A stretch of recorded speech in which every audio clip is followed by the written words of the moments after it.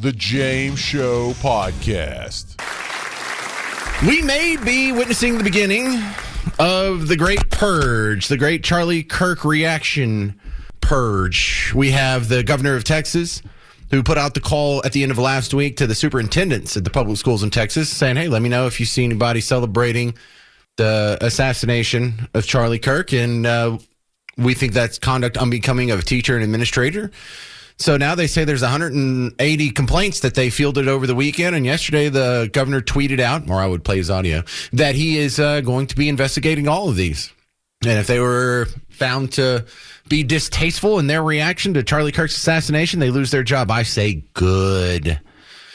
Good. They can't lose their jobs fast enough. Well, what about freedom of speech? I thought you were against cancel culture. No, I'm not. Dude, I'm not trying to put anybody in jail for saying something ghoulish and inhumane.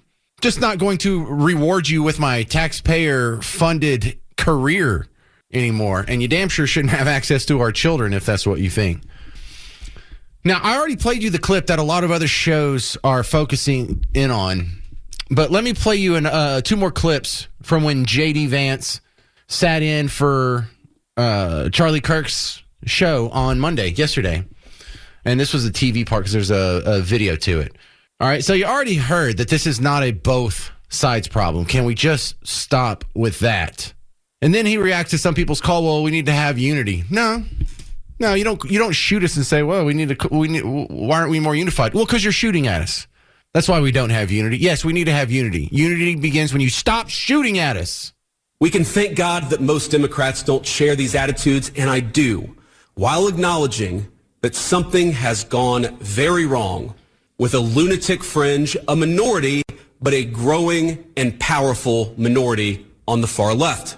There is no unity with people who scream at children over their parents' politics. There is no unity with someone who lies about what Charlie Kirk said in order to excuse his murder. There is no unity with someone who harasses an innocent family the day after the father of that family lost a dear friend. There is no unity with the people who celebrate Charlie Kirk's assassination.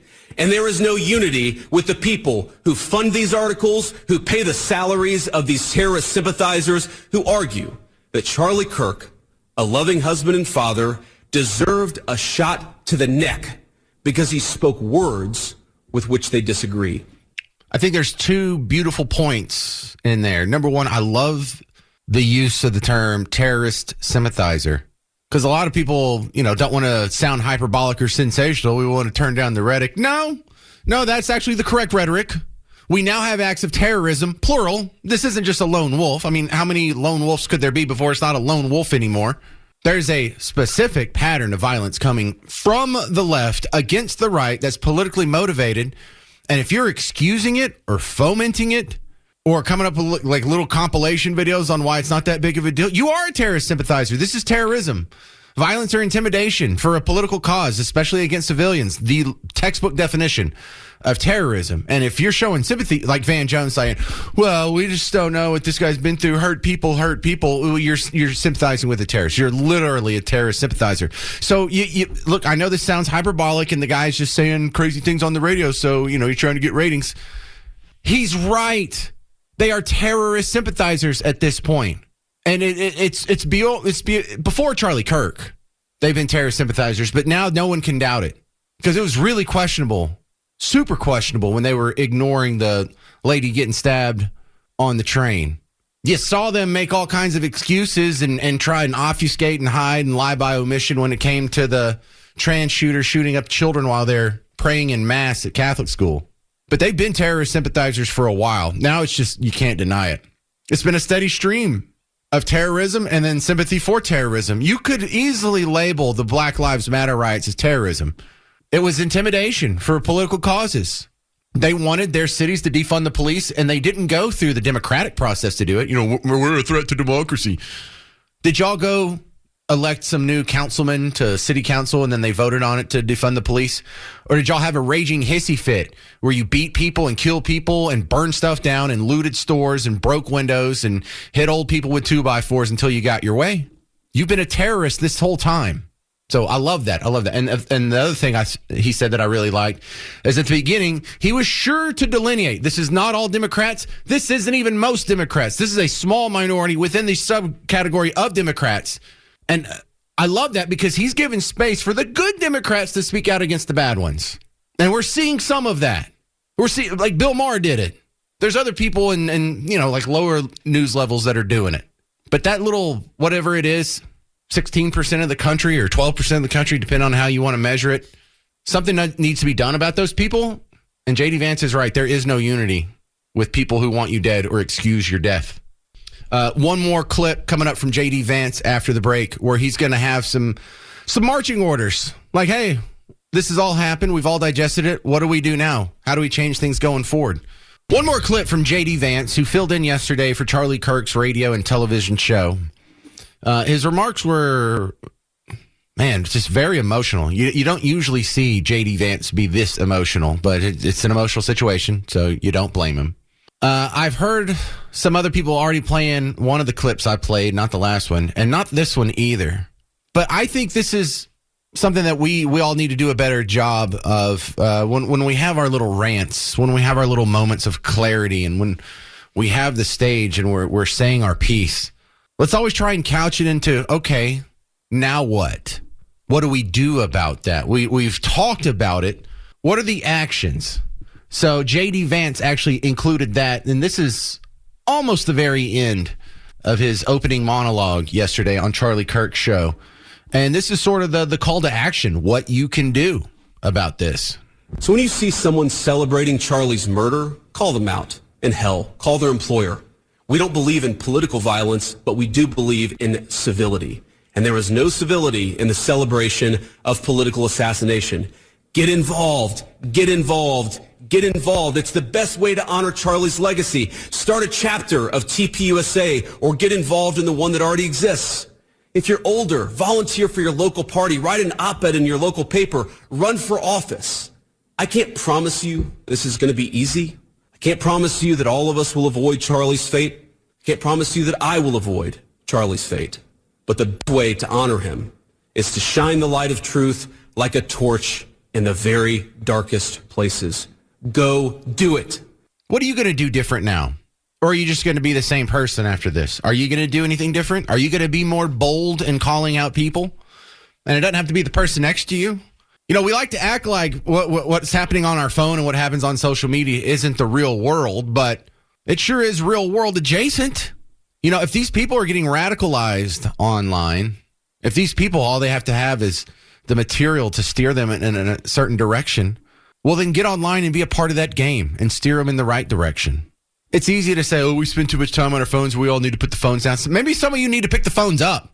Maybe some of you people who brag about, I don't even have a Facebook page. I'm not on Twitter. I've never been on Twitter. I don't even want to be on Twitter. Social media is stupid. Maybe you should update that attitude. I remember, go back with me. You're not going to be able to go, Garrett, but people my age or older, go back with me to the early 90s. Remember when you first saw someone on a cell phone? Remember when you first saw someone on a car phone? You're like, who needs to talk so much that you can't even wait to get to where you're going? You can't even quit driving. It's so important that you have to take a call while you're driving or while you're walking down the hallway of a mall. And so I think there was a little tinge of jealousy in that, you know, because people were using it as sort of like a social distinguishing characteristic. Yes, I can afford a cell phone, and I'm so important. I need to have a chat right between, I don't know, Orange Julius and Gadzooks or whatever was in the mall in the 90s. You updated that, though, didn't you? You now talk on the phone while you're in the car. You now talk on the phone while you're walking down the hall in the mall. But you used to cuss it because that's what kids did, because that was new to you, because that's not the real world. The real world is what's happening right in front of your face, not on the machine in your hand. Update that. You know, you think you can't do a whole lot. And in a nominal sense, you can't. But if the 100,000 people that are going to listen to the James Show this week, if just a few of you decided, you know what, I will get on Facebook, I will get on Twitter, I will get on Instagram or TikTok or some of these platforms, and I'll join the conversation, that would make a difference. You treat it like it's not the real world. It makes a difference. It influences people. It influenced this guy to kill Charlie Kirk, the stuff he saw online. Go be influential. I need you all to go be as influential as possible.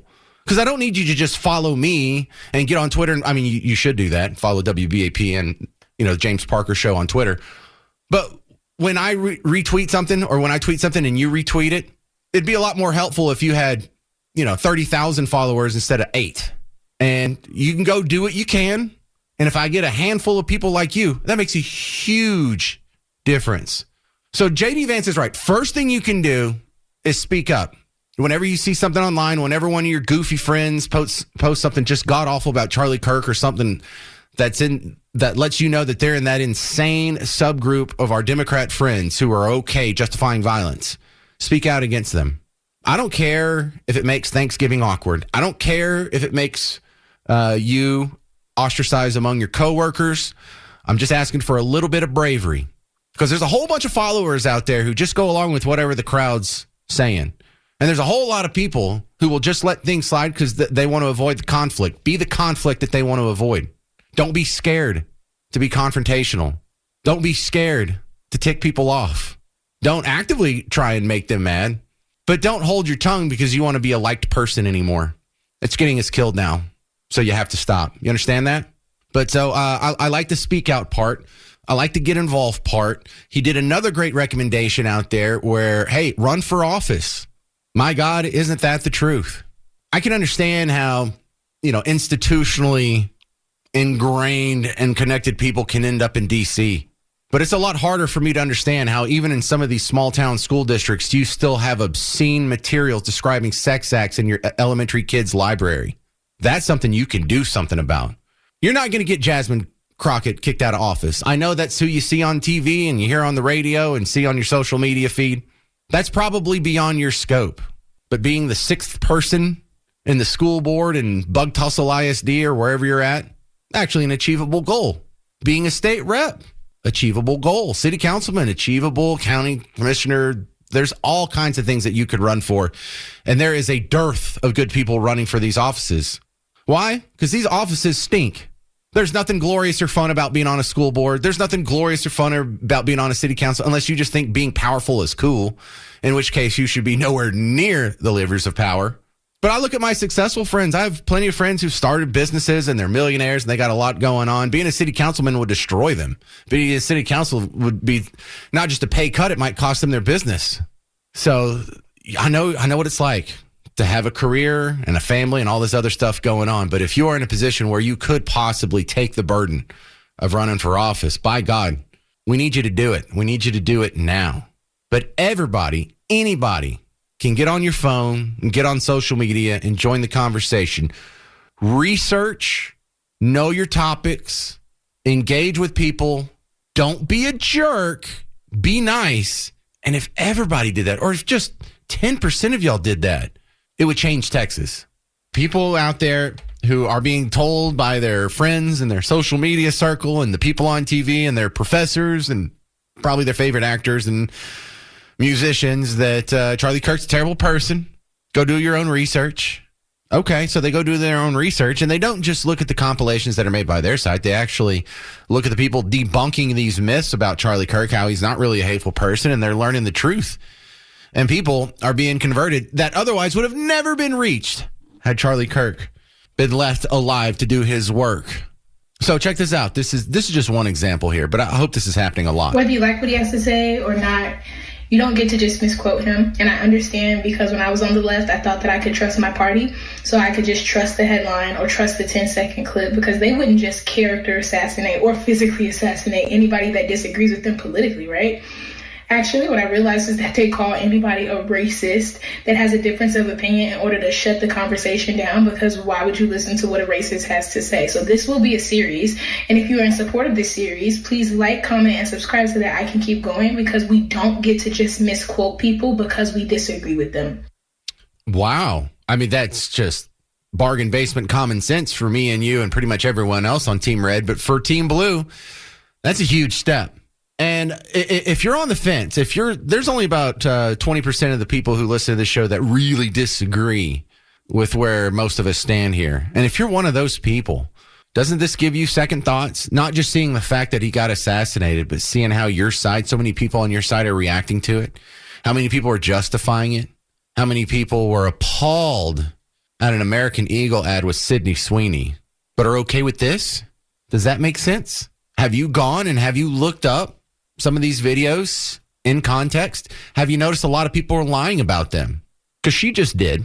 But also don't allow the news and don't allow your professors and your social media friends or whatever to put walls of separation between these stories. These are all connected. Because 2 weeks ago, it was another trans activist shooting up Christian children while they're praying in mass at school. They just lie to you about everything. At the beginning of the summer, they were saying you're about to get drafted to go to war against Iran. Have you heard about that since? Remember when the strikes? Oh, he's knocking off World War III. Hadn't heard from him since. Like immediate ceasefire. Like they're wrong about everything. 6 months ago, they were telling you the stock market's going to crash and it's going to be another Great Depression. 9 months ago, they were telling you we're in a recession. All of these things are lies. So once you recognize that, man, most of what CNN, MSNBC, ABC, NBC, CBS do are lies, now you just have to go and do a little bit of research for yourself and start putting all these things together. Luigi Mangione is getting light charges, and that's indicative of Democrats being the party of murder. They're going soft on him. Why? Because it doesn't help the narrative to paint this guy out to be literally Hitler. But that's something that's going on thousands of times over every day in this country. Democrat judges and prosecutors that are putting these violent monsters back on the streets, they're responsible for the deaths of people like Laken Riley and Jocelyn Nungaray. And what was the lady's name? Irina Zarutska, the Ukrainian girl on the train in Charlotte.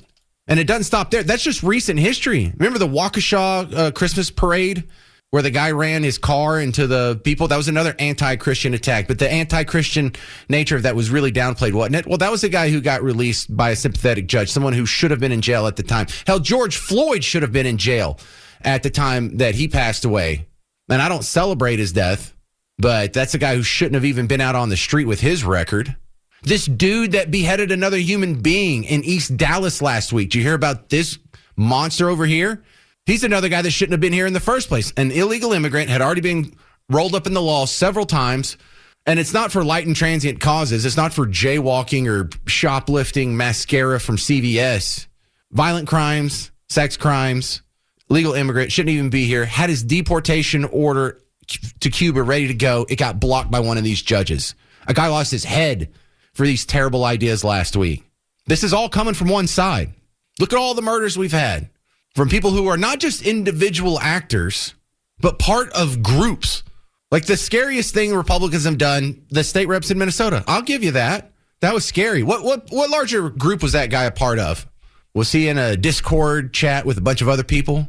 Because we've had murders from Free Palestine, pretty big group there. But hell, we've had at least 3-4 in the last year terror attacks from Free Palestine activists. The one in New Orleans where they ran over the people in Bourbon Street, the guy in Colorado that blowtorched the elderly Jewish people, the guy in D.C. that shot the 2 Jewish diplomats coming out of the museum. He was a Hispanic guy that converted to Islam, by the way. And last year when the trans person shot up Joel Osteen's church and got herself unalived with Free Palestine scratched onto her weapon of war. Think of all the attacks we've had. BLM shot 6 of our cops a few years ago here in Dallas, not to mention all the other riot violence they went through. Antifa. I mean, this guy could be considered Antifa. You had Antifa messages on his shells. We had the Antifa members attacking the Alvarado ICE facility. Just 2 months ago or whatever that was? And also in McAllen. So we've had murders, multiple from Free Palestine, BLM, Antifa, trans activists. Let me ask you this. How many acts of terrorism do these people have to commit before they qualify as terrorists? Because the way it's been in my observation, if it's an angry Muslim guy and he blows up one building, all of a sudden he's a terrorist. But here, Antifa can get away with just spraying bullets, knocking people down on a almost monthly basis for the last, 8 years? They're not a terrorist organization? Spare me. Now, not all Democrats are terrorists. In fact, not even half of them. Most of them are fine. But you good ones that are listening to the show right now, if you had any guts, if you had any principles, if you had any justice left rattling around in your heart, you would be calling these people out. You would be calling out your own side. They're not going to listen to me. They might listen to you. And while it's not good for your cause, and while you don't like making Republicans look like decent human beings because you think they're evil, I get it. But you can actually save people from getting killed in the future if you can throw a little water on this fire for us, please. Let's take a small break from the tough news and do some good news. Jay Young, founder and CEO of King Operating Corporation, has some good news about the price of gas. First off, welcome to the show, Jay Young. Hey, thanks for having me on. Appreciate it. So I see we're projected to spend less than 2% of our personal disposable income on gas, and that's the lowest level since 2005. Now, this seems like such a weird metric. Why should we be excited about this, Jay? Well, right now you should be excited about it because we have a lot of oil on the market. There's a lot of supply on the market. And as most people do know, and I'm sure you do too, James, that the price of oil and gas goes up for supply and demand, right? If there's more supply on the market, the price is going to go down and so forth. You know, it's all about supply and demand, economics 101. And that's what we're seeing today is we have OPEC plus putting on oil in the markets right now. We have the Permian Basin that is kind of getting the aftermath, if you will, of drilling more wells in 2024 than they have in years. Now in 2025, they are cutting back tremendously. All the big oil and gas companies, especially public companies like Exxon and so forth, they will not be drilling as many wells this year, which will mean that it'll be a cycle. You know, so there will definitely be a cycle. We'll see some oil and gas metrics next year. You'll see oil and gas that you will not have as much oil on the market next year in 2026 because we're not drilling as much, and shale wells do decline rapidly in the next year, 2 years. So we're gonna see some aftermath of that. But that's not why you called me. You didn't ask about 2026. You're just talking about 2025 and why is the price down right now? And yes, I do believe it's going to be down now. I do believe it's going to be down more at the end of this year. Going into next year, it's going to start going up. But right now, go fill up your lawnmowers. If you got that lawnmower, go fill it up. Fill up anything and everything you can right now at these good prices because I don't think it's going to last. I know it won't last forever. I'm not sure exactly when. But it's going to be over before we know it. Well, I'm interested in the way they put this. It's less than 2% of your personal disposable income. And that's one of the insidious things about inflation. It makes it so hard to judge a commodity over a span of time because, yeah, it costs more now, but the dollar's weaker now. So in essence, in whole, in context, in real dollars, is gas cheaper than it was last year and the year before? And the answer to that is yes, going all the way back to 2005. But Jay Young, what was so great in 2005 that gas was even less of a burden 20 years ago? Well, you had a Republican in office, right? You had a Republican there. They were drill, baby, drill. They put a lot of oil in the market. And then after that, you saw, Obama and things of that nature come in, and you saw prices go to 100, 120. You're paying $5, $6 at the pump. So it's all a cycle, and it's based on how much oil goes on the market. Just like you're seeing right now with President Trump. I mean, that was one of his things that he said going into office. Hey, we want to drive the price of gasoline down for the American people. And he's unfortunate to some oil and gas producers. He's doing that and doing it very, very well right now. So what I say by that is oil and gas producers don't really like, $40 oil, $50 oil. Of course, it's 64 today, 65 going up because of some Russia geopolitical issues. But you're seeing when people want to drill for wells and they come out and start drilling, and you see a lot of rig count, you see a lot of aftermath of oil and gas, which is what you've seen here lately. You will see, because from Biden, you see the prices go up, and as you see a Republican taking oil rigs off the market, well, that's going to drive the price of oil up in the future because it's just what happens, because it's the cycle, right? I hear you. In the future, you're going to see the same thing. Yeah, you're going to see, drill, baby, drill, and everybody's not doing that now because they're taking a lot of oil rigs off the market in 2025, as you see, and that the price will go up next year. And then all of a sudden, people will say, oh, my gosh, oil and gas prices are high, so let's go drill for wells. So let's go drill, baby, drill. And all of a sudden, people do that, and all of a sudden, it takes the price of oil and gas up and down. Fortunately, unfortunately for producers and for the American people, if we could guarantee a Republican office forever, you may see something totally different.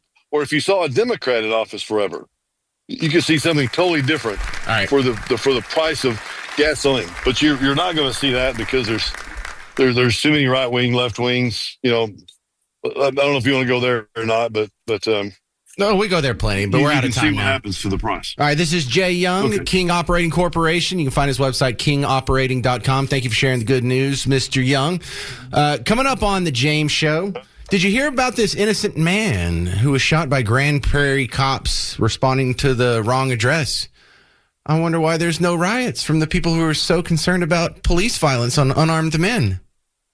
I'm James Parker. It's News Talk 820 and 93.3 FM WBAP. The James Show Podcast.